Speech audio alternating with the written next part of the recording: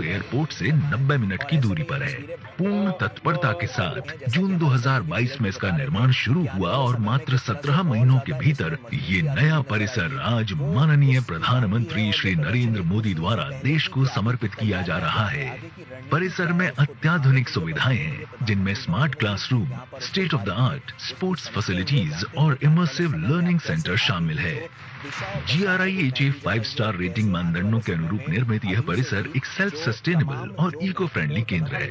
Electric वाहनों की परिचालन सुविधा, सौर ऊर्जा से संचालित ऊर्जा उत्पादन और जल संरक्षण प्रणालियों जैसी विशेषताओं से लैस ये परिसर शुद्ध शून्य ऊर्जा खपत, नेट जीरो एनर्जी कंजम्पशन के लिए प्रतिबद्ध है।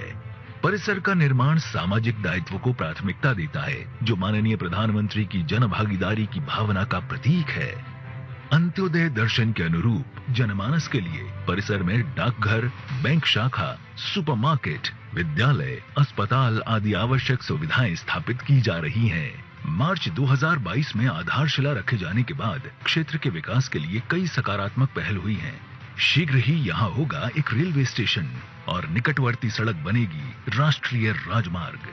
लोक सेवकों और अन्य हितधारकों में कौशल निर्माण हेतु समर्पित यह परिसर भारत को वैश्विक पटल पर एक नई पहचान देगा। यह नवीन कौशल विकास के प्रति सरकार की प्रतिबद्धता को प्रदर्शित करता है और हम सभी को कर्तव्य काल में विकसित भारत 2047 के संकल्प में योगदान देने के लिए प्रेरित करता है।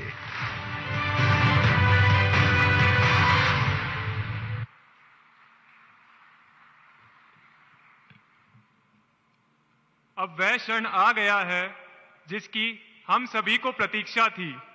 मैं माननीय प्रधानमंत्री जी से विनम्र निवेदन करता हूं कि वे आज के इस पावन अवसर पर अपनी ओजस्वी वाणी तथा बहुमूल्य विचारों से हमें अनुग्रहित करें।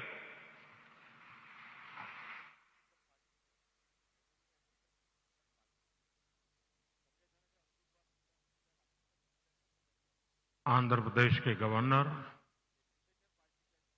श्रीमान एस अब्दुल नजीर जी, मुख्यमंत्री जगन मोहन रेड्डी जी, केंद्रीय मंत्रिमंडल के मेरे सहयोगी निर्मला सीतारमण जी, पंकज चौधरी जी, भागवत कराड़ जी, अन्य जनप्रतिनिधि, देवी और सज्जनों, आप सभी को national academy of customs, indirect taxes and narcotics के इस शानदार कैंपस की बहुत बहुत बधाई।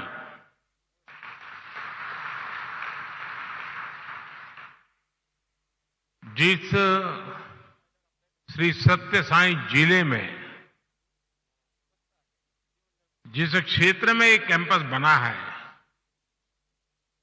वो अपने आप में विशेष है। ये क्षेत्र अध्यात्म, राष्ट्र निर्माण और सुशासन से जुड़ी हमारी विरासत का प्रतिनिधित्व करता है। आप सब जानते हैं कि पुट्टपर्ती में श्री सत्य साईं बाबा की जन्मस्थली है। ये महान स्वतंत्रता सेनानी पद्मश्री श्री कल्लुल सुब्बाराव की भूमि है। प्रसिद्ध पपेट्री आर्टिस्ट दलाभाई चलापति राव को इस क्षेत्र में ने नई पहचान दी है। इस धरती से विजयनगर के गौरवशाली राजवंश के सुशासन की प्रेरणा मिलती है।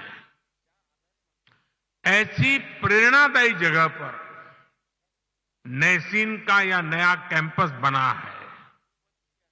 मुझे विश्वास है ये कैंपस गुड गवर्नेंस के नए आयाम सत लखै न कोई तुलसी प्रजा सुभागते भूप भानु सो होई।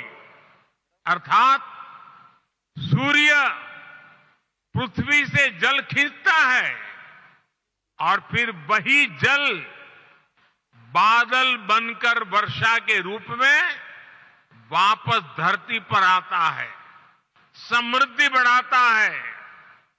हमारी टैक्स व्यवस्था भी वैसी ही होनी चाहिए।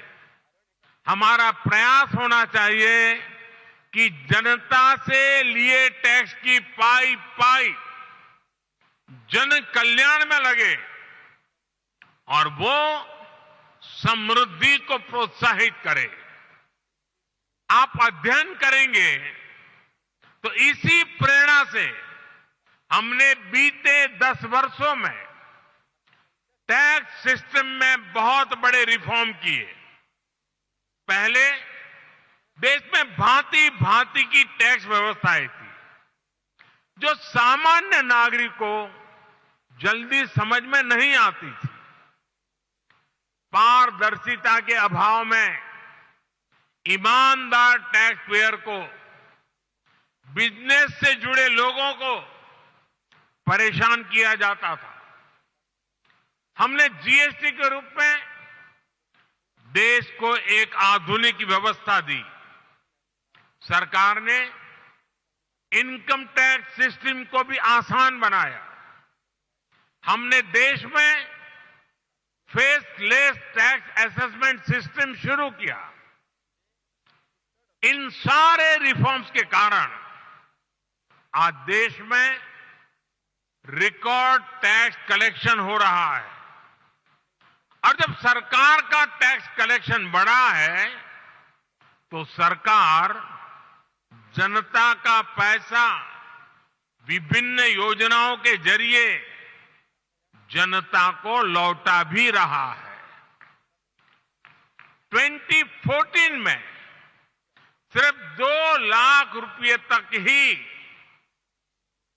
2 लाख तक की इनकम पर ही टैक्स छूट थी। हमने 2 लाख से बढ़कर के सीमा 7 लाख रुपए तक पहुंचा दी। 2014 के बाद से हमारी सरकार ने टैक्स में जो छूट दी है, जो रिफॉर्म किए हैं, उससे देशवासियों को करीब करीब 2.5 लाख करोड़ रुपए टैक्स की बचत हुई है। सरकार ने